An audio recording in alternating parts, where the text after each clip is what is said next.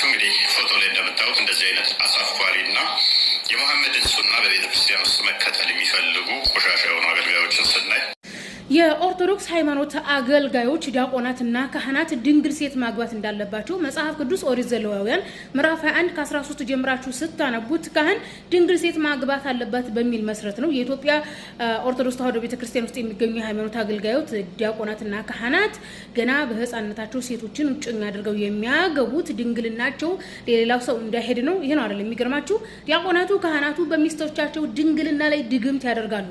እፎይ ሴጋ ንጽጽር አደርጋለሁ ብሎ ዘሎ የገባው ለምንድን ነው? የኦርቶዶክስ ሃይማኖት አገልጋዮች ካህናት ደብተራዎች ኦርቶዶክስን ለመደገፍ ድግምት ያደርጋሉ። የሚስቶቻቸውን ድንግልና ለመጠበቅ ድግምት ያደርጋሉ። የቤተ ክርስቲያን አገልጋዮች ትልልቅ ጳጳሳቶችን ለመጠበቅ የህዝብ ፍቅር እንዲኖራቸው፣ ገንዘብ እንዲኖራቸው ድግምት ያደርጋሉ። ቤተ ክርስቲያኒቱን ደግሞ እንደው ተወዳጅ እንድትወል ሌሎች ወደ ኦርቶዶክስ ሃይማኖት እንዲመጡ ድግምት ያደርጋሉ። እፎሴን ጋር እንግዲህ ራስን ታጠፋ እንዲሆን እናያለን። የኦርቶዶክስ ዲያቆናት በሚስቶቻቸው ጭን ላይ በሚስቶቻቸው ብልት ላይ ድግምት ያደርጋሉ። ሌላ ሰው መጥቶ ሚስቶቻቸው ብልት ውስጥ እንዳይገባ የሚስቶቻቸው ድንግልና እንዳይሄድ ድግምት ያደርጋሉና ሸራርጋችሁ ለፎሴ ጋር አድርሱ። በእስልምና ሃይማኖት በየትኛውም ነገስታትም ሆነ በየትኛውም ማስተምሮ በሐዲስም ሆነ በቁርአን በዚህ እድሜ ያግባ የሚል ትእዛዝና አስተምሮ የለም። ህዝቡ ነው በራሱ የሚዳዳራውም እንትን የሚተጫጨው ማለት ነው። ስለዚህ የጋብቻ ህግና ስርዓት ለሙስሊሙ ማህበረሰብ ነው የተሰጠው። መስጂድ ማህበረሰቡ ላይ ወይም ቤተ እምነት ማህበረሰቡ ላይ ግዳጅን አይጥልም። በኦርቶዶክስ ከሄድን ግን ቤተክርስቲያኒቱ ህዝቡ ላይ ግዳጅ ትጥላለች። ለዚህም ነው የኦርቶዶክስ ቤተክርስቲያን ድግስ ብላለች ያልነው። መተው መሐመድ እንደዛ ያደረገላሉ አለይሂ ሰላቱ ወሰለም። በነገራችን ላይ ኦርቶዶክስ ብሎ ማለት ፈጣሪ የቆረቆረ ቤተክርስቲያን ነው ትላለች። እንግዲህ ፈጣሪ የቆረቆራት ቤተክርስቲያን በዚህ መልኩ ነው የምታዳድረው። በድግምት የምትረዳ ቤተክርስቲያን ናት። ተግባብተናል። ስለዚህ ራሳችሁን ቻሉ ነው ነው ፎይ ሲጋ እስልምና ሃይማኖት ተከታዮች ህፃናትን የሚድሩት የሃይማኖት መስራቻቸው ነብዩ መሐመድ የ9 ዓመቷ አይሻ ላይ ስለተኛ ነው። ክርስቲያን ጋር ስንመጣ ግን ፍትሐ ነገስት ነው፣ ባህል ነው። ይሄን ያክል ይሄ እንደ ቁርአን አይደለም፣ እንደ ነብዩ መሐመድ አይደለም። የሆነ ላይክ ንጽጽር ፈጥራችሁ ሁለቱም ህፃናትን ይድራሉ። it doesn't matter። በእስልምና ሃይማኖት በቁርአንም ሆነ በሐዲስ ሴት ልጅ በዚህ እድሜዋ ታግባ የሚል የእድሜ ቁጥርን የሚገድብ ስርዓት ፈጽሞ የለም። አምላካችን አላህ Subhanahu Wa Ta'ala ሆነ ነብያችን መሐመድ አለይሂ ሰላቱ ወሰለም ሴት ልጅ በዚህ እድሜ ታግባ የሚል ትእዛዝን አላስተላለፉም። የጋብቻ የእድሜ ቁጥር ገደብ ለማህበረሰቡ የተሰጠ መብት ነው። ማህበረሰቡ የህዝቡን ሁኔታ፣ የህዝቡን ኢኮኖሚ፣ የህዝቡን ጤና፣ አካባቢውን፣ የአየር ንብረቱን መሰረት አድርጎ ህይወቱን መሰረት አድርጎ ህሊናውን መሰረት አድርጎ ሲጋባ የሚኖር ነው ህዝባችን እንጂ አምላካችንም ሆነ ነብያትም ሆኑ የእስልምና ነገስታት በዚህ እድሜ ቁጥር አግቡ ብለው የእድሜ ቁጥር ገደብ አላዘዙንም። መግቢያ ላይ ወገናችን ጆርዲን እንደሰማችኋት የክርስቲያን አቃቢያን በተለይም ኦርቶዶክስን ዶግማ ለመደበቅ እንደዚህ አይነት በየዘመኑ የሚቀየሩ የጋብቻ ስርዓቶችን እንደ ቁም ነገር ቆጥረው ጋብቻ እኮ በእስልምና እንዲህ ነው በኦርቶዶክስ ግን ምናምን እያሉ ፍትሐ ነገስትን አምጥተው እያነጻጽሩ ነው። በመጀመሪያ ፍትሐ ነገስት ሲጀመር የሮማውያንና የግሪካውያን የጋብቻ ስርዓት ነው ፍትሐ ነገስት ውስጥ ያለው። ፍትሐ ነገስት የመጣው ከቢዛንታይን መንግስታት ነው። ፍትሐ ነገስት ብሎ ማለት የነገስታቱ ስርዓትና ፍትህ ማለት ነው ሲጀመር ትርጉሙ። ቢዛንታይኖች ግሪካውያንና ሮማውያኖች ናቸው። ጥንት የነበሩ በሮም በግሪክ የነበሩ ጣዖት አምላኪዎች ናቸው። ክርስትና ከፍልስጤም ተሰዶ እነሱ ጋር ሲመጣ ክርስትናን ቢቀበሉም ያቴ ቅድሚያቶቻቸውን ስርዓት ያልተው ናቸው። ተግባብተናል። ስለዚህ ፍትሐ ነገስት ላይ ያለው የጋብቻ ስርዓት ሮማውያኖችንና ግሪካውያኖችን መሰረት ተደርጎ የተዘጋጀ እንጂ ኢቭን መጽሐፍ ቅዱስን መሰረት ተደርጎ የተዘጋጀ አይደለም። መጽሐፍ ቅዱስ ላይ ሴት ልጅ ወንድ ልጅ በዚህ ያግባ የሚል ውሳኔ የለም። ተግባብተናል። ሲቀጥልም ደግሞ ጋብቻ ስርዓት በክርስትናም ሆነ በእስልምና ቀኖና ነው። ቀኖናዎች ደግሞ በተለያየ ጊዜ እንደ ህዝቡ የሚቀየሩ ናቸው እንጂ ዶግማ አይደለም። ዶግማ ብሎ ማለት ፈጽሞ ሊቀየር የማይችል ነው።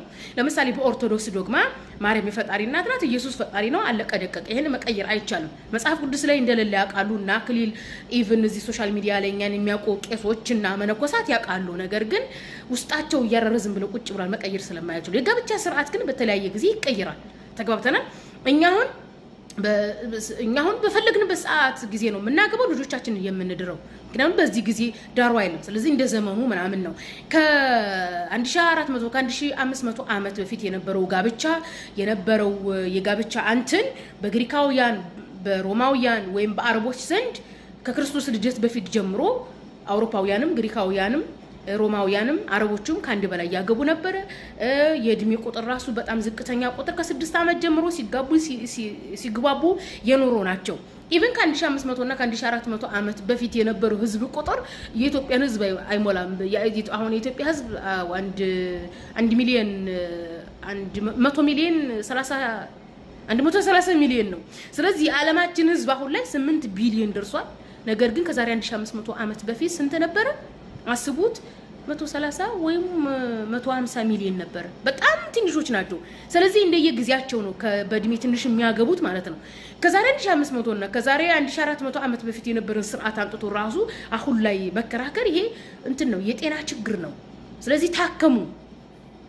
ይቅርታ ስልኬ ቻርጅ ጨርሶ ቻርጅ እያረኩን አሁን ደግሞ የማወራችሁ በመሆኑም በእስልምና የጋብቻ ስርዓት ኢጅቲሃድ ይባላል። ኢጅቲሃድ ብሎ ማለት እንደየዘመኑ እንደየአካባቢው እንደ አየር ንብረቱ እንደ ህዝቡ እንደ ጤናው እንደ ኢኮኖሚው ነው የምንጋባው። ነብያችን አለይሂ ሰላቱ ወሰላም አንድ ሰው ኢኮኖሚ ከሌለው አያግባ ምን ያሉት። ኦኬ እስልምናችን እንደዛ ነው የሚለው። ኢጅቲሃድ ብሎ ማለት እንደ ጊዜው ነው፣ እንደ አየሩ ንብረት ከአምላህ ጋር ሳትጣላ ህብረተሰቡን በማይጎዳ የህብረተሰቡን ስነ ምግባር በማያላሽቅ መልኩ የምትኖረው ስርዓት ማለት ነው። በእስልምና ሃይማኖት የማይቀየሩ እንትኖች ትእዛዛቶች የጾምና የሰላት እና የሞት ቅጣት ያለባቸው ህጎች ናቸው። እነዚህ ህጎች እነዚህ 3 ህጎች ናቸው። የሞት ቅጣት፣ የሰላት ስለ ሰላት ይታዘዝንበት፣ ስለ ጾም ይታዘዝንበት፣ የገደለ ይገደል የሚለው ያ ይታዘዝንበት ያ ብቻ ነው የማይቀየረው እንጂ ሌሎቹ እንደ አየሩ ንብረት እንደ አካባቢ የሚቀየር ነው። የኦርቶዶክስ ቤተክርስቲያን ሴት ልጅ 12 ዓመቷ 13 14 15 ዓመቷ ታግባ የሚባለው ምንድነው? ካህን፣ ዲያቆን፣ መነኩሴ ምናምን ቄስ መነኩሴዎች አያገቡ ማይት ከመነኮሱ እነዚህ ማግባት ያለባቸው ድንግል ሴት መሆን አለባት ብለው ስለሚታሰብ ነው። ኦኬ እኛ ጋር አንድ ሴት ድንግል ካልሆነች አትገባም የሚል ነገር የለም። ቤተክርስቲያኒቱ አሁንም ድረስ የነኝ የፍትሐ ነገስት ቁጥር ይዛ ሙጭጭ ብላ በ15 ዓመት በ12 ዓመት የምትድረው ለምንድን ነው? እቺ ልጅ ካደገች ሞቅ ደመቅ ብላ ሙቋት በቃ ምናምን ጉርምስና ይዟት ድንግልናዋን ትሰጥና ካህናቱ የሚያገቡት ድንግል ሴት ይጠፋል ብለው ነው እንትን የሚሉት። ኦኬ አዘለም አቀፈም ሁለቱም ሃይማኖቶች ዝሙትን አያበረታቱም። የትኛውም ሃይማኖት ዝሙትን አያበረታታም። ስለዚህ ልጆቻችን ዝሙት እንዳይሰሩ በማስተማር ልጆቻችን የዓለማችንን የህዝብ ቁጥር ኢኮኖሚያችንን ኑሯችንን መሰረት በሚያደርግ ነው የምናዳድራቸው እንጂ ሃይማኖት እንዲህ ብሏል እያላችሁ ጫጫታ ባይፈጠር መልካም ነው። ስለዚህ እንደዚህ እንደ ጊዜያችን እንኑር ነው ደግሞ ማለት ነው። በ15 ዓመቷ ታግባ በ18 ዓመቷ ታግባ እያልን እኛ እንጨቃጨቃለን እንጂ በዚህ ጊዜ በመላው ዓለም እስከ 260 ወይም 30 ሚሊዮን የሚጠጉ ቲኔጀሮች ከ15 ዓመት በታች ያሉ የ12 የ13 ዓመት ልጆች ወሲብ ይፈጽማሉ። ብታሙ ባታሙ እኛ አሁን እዚህ ሴት ልጅ በዚህ እድሜዋ ነው ወሲብ ማድረግ ያለባት በዚህ እድሜዋ ነው የሌለባት እንላለን እንጂ የ12 የ13 ዓመት ልጅ በአውሮፓ በአሜሪካ በተለያዩ ታዳጊ ሀገራት ብትሄዱ ያን የኢትዮጵያ ህዝብ እጥፍ 2 የኢትዮጵያ ህዝብ የሚያክል ቁጥር ያለው ህዝብ እዚህ ዓለም ላይ ከ14 ዓመት በታች ወሲብ ያደርጋል። ኦኬ ስለዚህ ማድረግ ያለብን ከመጨቃጨቅ ልጆቻችንን ማስተማር እንደ ጊዜው ሁኔታ ለመኖር ነው። በተለይ አውሮፓና አሜሪካ ላይ ከዚህ ቁጥር በላይ ጨምሮ ቤተሰቦች ልጆቻቸው ቲኔጀሮች እንደዚህ አይነት ነገር እያደረጉ ተቸግረው በተደጋጋሚ በጣም ትምህርት የሚሰጥበት ሀገር ቢሆን አውሮፓና አሜሪካ ነው። በቃ ይሄ እንደዚህ በ13 ዓመት በ14 ዓመት የምታደርጉት ነገር ጥሩ አይደለም እያሉ ልጆቻቸውን እያስተማሩ ነው። ልጆቻቸው ምን ችግር አለው ብናደርገው ብለው ከጀመሩት በጣም ቆይተዋል። ስለዚህ ምንድነው ማስተላልፈው እስልምናችን እንደዛ አይልም። በአንድ ሴትም ደግሞ በ40 ዓመቷ ማግብታ እየተነጫነጨች ነው የምትኖረው የኑሮ ድህነት ይዟት ማለት ነው። አንድ ሴት ደግሞ ሀብታም ቤት ሆና በ15 ዓመቷ ተድራ ኑሮ ሞቋት ደልቷት በ15 ዓመቷ ጀምራ እየወለደች በ18 ዓመቷ የ3 ልጆች እናት ሆና እያየናቸው ነው አይደለም። ፕሮቴስታንቶች የተለያዩ ኦርቶዶክሶች በተለይ ፕሮቴስታንት ጋር ብትሄዱ በኮምፓሽን የሚታቀፉ በ16 ዓመቷ በ15 ዓመቷ የ18 ዓመት ወጣት ተድረው 2 ልጅ 3 ልጅ ይዘው ሶሻል ሚዲያ ላይ እያየናቸው ነው። ኑሯቸው ጥሩ ስለሆነ በ15 ዓመት ተዳርኩኝ እያለች አታለቃቀስም። እንደውም እግዚአብሔር ህይወቴን ወዶት ይኸው በ18 ዓመት 3 ልጅ አለኝ፣ ቤቴ ሙቋል፣ ቴሌቪዥኔ፣ ሳሎኔ ምናምን ብሬ በባንኬ እዚህ ነው እያሉ እያሳዩን እያየን ነው። ተግባብተናል። ስለዚህ የእድሜ ጋብቻ በመጽሐፍ ቅዱስም ሆነ በቁርአን ያልተጻፈበት ትልቁ ምክንያት ምንድነው? አንድ ሰው በ40 ዓመቱ አግብቶ ሰላም ላይኖር ይችላል። በድህነት እየነጫነጨ ይኖራል፣ ብዙ ይኖራል። አንድ ሰው በ15 ዓመቱ አግብቶ ደግሞ ኢኮኖሚው ጥሩ ስለሆነ እግዚአብሔር ወዶኝ ነው፣ ፈጣሪ ወዶኝ ነው የሚሉት የትኛው። ስለዚህ የሰው ልጅ ህይወቱን፣ ጊዜው፣ ገንዘቡ፣ አካባቢው፣ አየር ንብረቱ ይቀይረዋል። ያንን መሰረት አድርገን እናወራ ለማለት ነው። አይ ቲንክ ቪዲዮ አስረዘምኩ።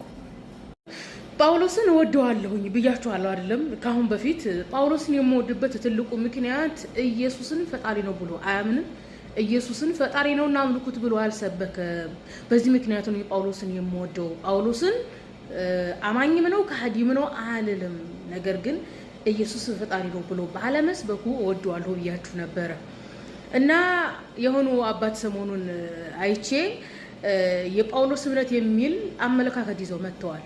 እና ጳውሎስ ስላሴ የሚባል አያውቅም፣ ስላሴ የሚባል አላስተማርም፣ ኢየሱስ ፈጣሪ ነው፣ እግዚአብሔር ወልድ ነው ምናምን የሚባል ነገር አያውቅም። ኢየሱስ ከፈጣሪ የተገኘ ፈጣሪ ነው የሚባል ነገር አያውቅም። እና ንጽጽር የጀመርኩበትን ጊዜ ሳስብ አልሐምዱሊላህ ረብል ዓለሚን እላለሁ። እንኳንም ንጽጽር ጀመርኩኝ፣ እንኳንም በራሴ ማንበብ ጀመርኩኝ እምለው ለዚህ ነው ታውቃላችሁ። እና አንብቡ፣ ያኒ ማንበብ ያድናል። ለዛ ነው ነብያችን መሐመድ አለይሂ ሰላቱ ወሰለም ኢቅራ ያላቸው አምላካችን አላህ Subhanahu Wa Ta'ala ማለት ነው። ለመጀመሪያ ጊዜ ወህይ ራእይ ሲገለጥላቸው ማለት ነው። እና አንብቡ፣ ስታነቡ ደግሞ የሥርዓተ ነጥቡንም የቶፒኩንም እንትን ጠብቃችሁ እንደሆነ ያው ታውቃላችሁ። በፊት ተማምረናል። ይሄን ይመስላል። አልሐምዱሊላህ አልሐምዱሊላህ። ደስ የሚል ጊዜ እየመጣ ነው። የስላሴ ዶክትሪን በቃ ያው ጀናዛ ነው እንግዲህ አንድ ወቅት እንቀብረዋለን።